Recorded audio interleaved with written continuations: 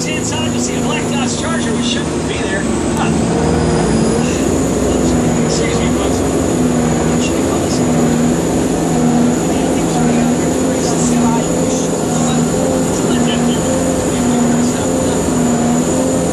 We'll have something else. I'm sure they already have. Anyway, what was I discussing? Oh, yes, Colonial Street. So if you take Colonial Street and you put it together with Courthouse Square and Valley, you actually get the sleepy little town of Kingston Falls. Now, Kingston Falls was the town that was overrun by Little Green Monsters, one of my favorite Christmas movies of all time, Gremlins. And while we're talking about Christmas, you know, one of my favorite times of year here at Universal is the holidays, because it usually means the return of Grinchmas with the Grinch and Max. And they just give you a little holiday preview as we're moving into summer. Armando and I decided we're going to take everyone to the magical land of Whoville, which of course was the setting for Dr. Seuss's How the Grinch Stole Christmas, directed by Ron Howard. Now, this was one of the largest productions in Universal history. Ron Howard used 11 sound stages at the same time while filming The Grinch. One of them was just to be able to do makeup on all the Who's involved. 1,983 candy canes were used, 9 football fields of snow, and 2 million linear feet of styrofoam were used in production to create all the sets and homes there in Whoville. Now, the Who's had to deal with the Grinch as a neighbor on one side, and that was bad enough. But most people don't know the neighbors on the other side were just as bad, if not worse. Because there lived a boy and his mother. They say she's off her rocker, she's kind of a psycho. And they own the local motel. Yes, it is the Bates Motel, which of course was the setting for Psycho, directed by Alfred Hitchcock, and home to Norman and Norma Bates. Come on. Now, this particular motel here was not used in the original.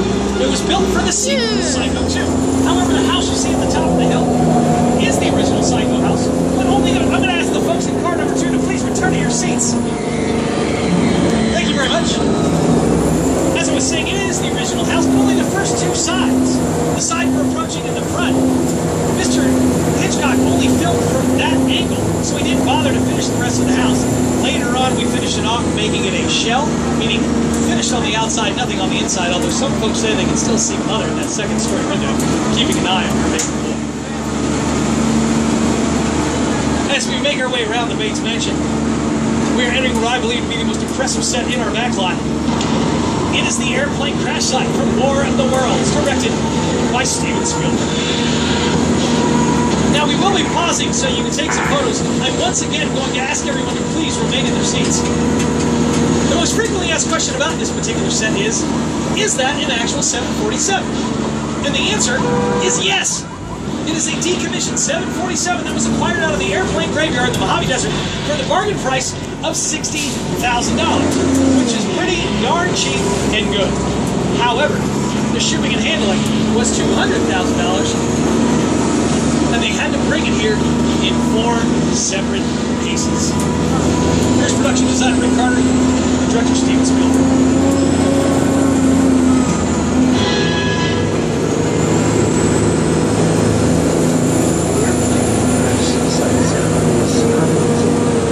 Set that is all designed around a vision that Steven had. When you first get to sit down to talk about War of the Worlds, I thought, what if the 747 goes down right in a big neighborhood? Because it's just something you don't see. You're doing good.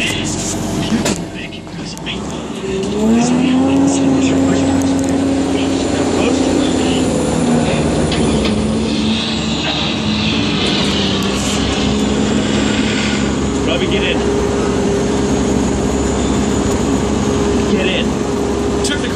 To build that set, took 3 days to film the scene for it to spend an entire 3 minutes in the movie. However, it was so believable and realistic that during production there was an actual aircraft flying overhead into Bob Hope Burbank Airport just a few miles from here. The pilot saw it from the air on his descent and thought it was an actual downed aircraft.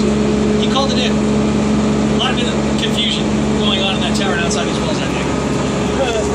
We are approximately 10 minutes from the end of the tour. We'll be returning to the theme park shortly. Remember, there will be emergency supporting feed systems remain seated at all times. Now, as you can see as we make this right-hand turn, over on your right-hand side is another beautiful example of a practical set. That cabin here is at the forefront of what we call Falls Lake. Now, the cabin was originally built for the comedy The Great Outdoors, starring Dan Aykroyd and the late John Candy.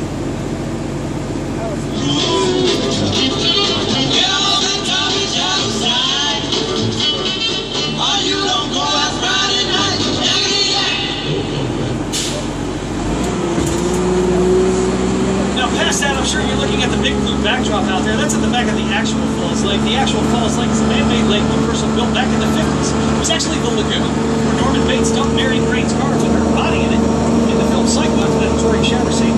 We have complete control over that environment there. We can empty and fill that lake at will. It takes us 3 days to fill it, and it was recently used in the film Sully, starring Tom Hanks.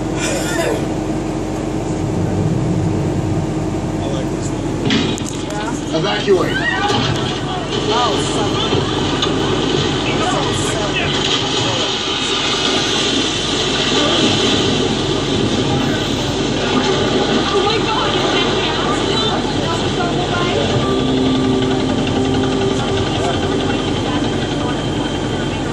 Now, all of those close-up shots that you saw, all those shots, does it actually you happen? saw in that clip, were all done right out there at Falls Lake. It's actually not even the first time that Tom Hanks has spent out there at Falls Lake, because that is where he and Kevin Bacon, the late Bill Paxton, splashed back down to Earth after their perilous days in space in the film Apollo 13. Jim Carrey has spent some time out there because that is where he walked on water to speak to Morgan Freeman's God in the film Bruce Almighty. And before that, it is where he sailed his little boat across the water into the wall of the dome, realizing that his whole life had been manufactured around him. He took his final bow and walked out that door to the real world in the film The Truman Show. Statute of limitations on spoiler alerts for the end of that film are done and gone. It's been 20 years. I apologize if nobody knew that. By the way, at the end of Titanic, the boat sinks. Yes. Now, I'm sure some of you looking at that clip will probably say, well, we saw the New York skyline. Like, it wasn't that really New York? No. It's one of the reasons why that big blue backdrop out there, which was actually built for the 1987 film Jaws: The Revenge, is blue. It's so we can superimpose, we can also paint it green. It's so we can superimpose any background that we want in post-production through what we call CGI, computer-generated images. The invention of CGI in filmmaking was absolutely revolutionary. Time, money, it can be done afterwards. They can figure those things out later. A lot of these films, a lot of that stuff you see on the screen, the actors were never involved with any of that stuff. They were all done in post-production through CGI. Now, before CGI, the folks who would have to go out there and make a background would actually have to go out there and draw and paint it by hand. They would build scaffoldings and have people on shifts, multiple people working 88 hours a day or however long they needed, 24 hours a day sometimes, just to get that right. Now, some of the most beautiful backgrounds came out of that. However, there was a disadvantage to it. One, you were stuck with whatever you had. The CGI, we could change it at the push of a button. Without CGI, let's say you put something amazing up there. Once they are done with it, you're going to take it.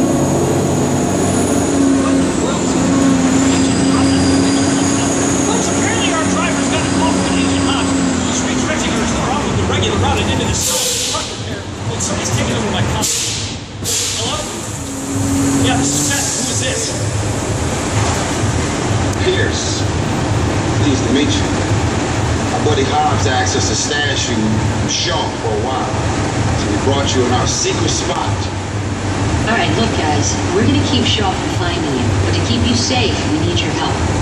We don't want the syndicate tracking us here, so put away your cameras and turn off your cell phones. One flash or one ringtone could give us away. I need y'all to take this real serious. Okay, pull into the next bay and we'll meet you in there. Okay. Yeah, this is starting to escalate rather quickly. Does anyone else hear that music? It sounds like there's a party going on the other side of some strange circumstances, and I guess we're going to find out one way or the other. That there is a party going on. Oh my gosh, this story just keeps getting crazier and crazier as time goes on. But if we got to hide out anywhere, this is generally the place we want to be. What up, party people? Yep, Grand 8312 in the his house.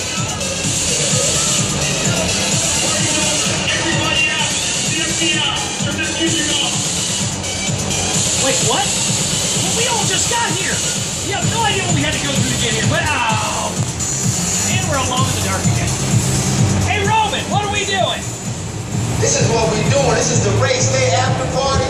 And the what other? Roman Pierce, FBI, don't move. Damn. That's right, party's over. You know how long I took to iron this shirt, man? I'm not. You're under arrest right now. Ladies, let's back up a little bit. Got it. It's like that. First of all, I don't work for you. Oh, really? Well, tell me, Roman, who do you work for? We don't work for nobody. Cop has suggested clear out of here, otherwise we can't guarantee your safety. Guarantee my safety? I'm the one holding the gun. Yeah, but mine's a whole lot bigger than yours. Escort this guy out. Let's go, Cookie Puss. Got an ugly suit on, man. It's cheap. Somebody out there really pissed off Shaw. It's gonna get ugly fast. Yeah, don't worry. Lucky for you, our whole family will protect you. Are you kidding me, Roman? You didn't shut off your phone, bro? I gotta call you back. I'm in the middle of something. Still talking about Call you back. Man. It was on vibrate. Sean traced us. House cat open, bro. Letty, Roman, we're up. Driver, move that vehicle. It's about to get real interesting. Mona Lisa's all warmed up right next door.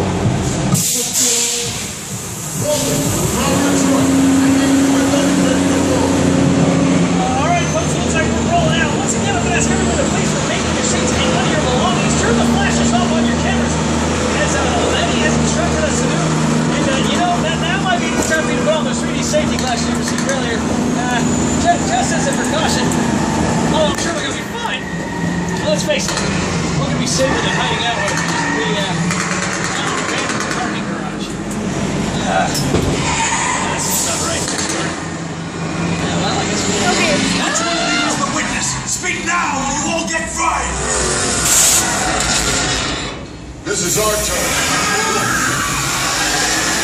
Pass the ramp! Okay, guys, it's showtime. Come on the left. This thing ain't moving fast enough.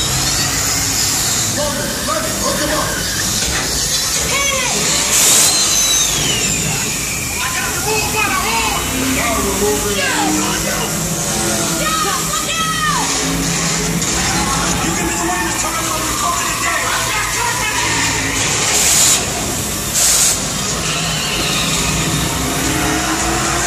The witness is mine, Lenny! How about you eat asphalt? Don't think you're getting away! Way to go, Lenny. Don't let it in the missile shot. Not gonna happen. Don't worry, I got this. Roman, don't shoot! Head from the bridge! Under the trenches! Everybody hold on. Keep the entrance.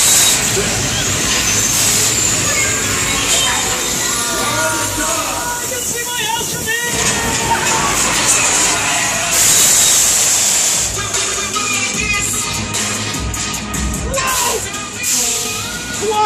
Whoa! It was fast! It was furious! Give it up! The Fast and the Furious Supercharged!